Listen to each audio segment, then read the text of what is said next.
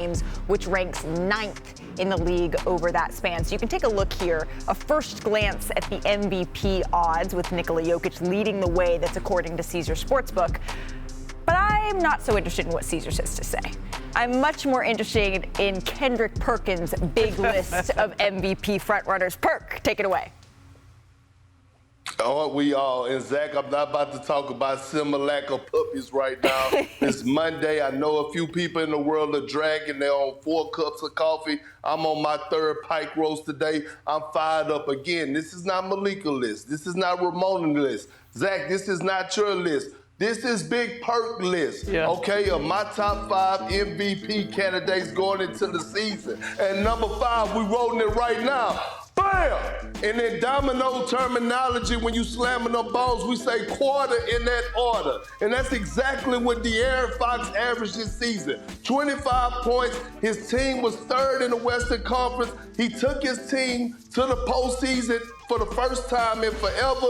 I expect big things out of him. He also won the most clutch player in the NBA award this season. I'm looking for De'Aaron Fox to turn out and turn up this season. Coming in at number 4, some of y'all may know him as Deuce Daddy. Some of them may know him as JT, but I'm going to call him with his parents' name because I don't know him that well, and that's at number 4. Bam! Jason Tatum, right? Averaged a 30-piece last year. The first time in Celtic history. Think about all the greats that the Celtics that they played in the Celtics organization. Larry Bird, Kevin McHale, Paul Pierce, Kevin Garnett. None of them averaged 30. Jason Tatum did. And he's not even scratching the surface of his prime yet. I expect big things out of him. I expect him to take a big jump far as him rebounding the ball, distributing the ball, playing that point forward position. I got him at number 4 on my list. At number 3, I won't disrespect him. You shouldn't disrespect him.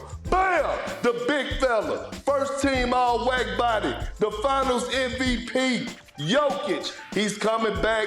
No one can stop him. He proved that this season. He proved that this postseason. We're talking about the greatest center to ever touch the ball, skill-wise, okay? I expect him to come back again with it on his mind, putting up those monster numbers, doing what he do best, getting buckets, dropping dimes, and rebounding the basketball. Coming in at number 2, Malik, I'm gonna throw you the lob. Give it to me right now. Bam! There we go. Here we go. AD. Anthony Marshawn Davis Jr. Yes. He was during the second part of the season. One could argue that he was playing the best basketball in the NBA. LeBron James went out, no problem. Anthony Davis rose to the occasion on both ends of the floor. Look, he is in this prime. I expect AD to come out with a vengeance. Darvin Ham is going to make sure he overemphasizes getting AD the ball and being the primary target offensively for the Los Angeles Lakers.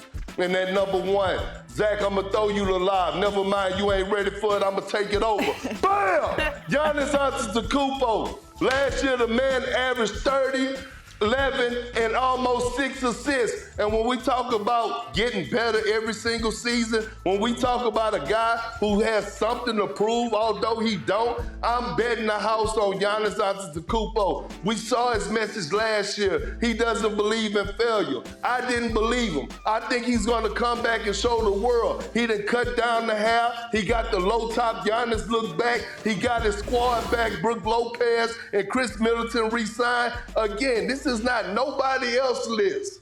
This is yours truly list, my list, my top 5 MVP candidates early in the season before the season even starts.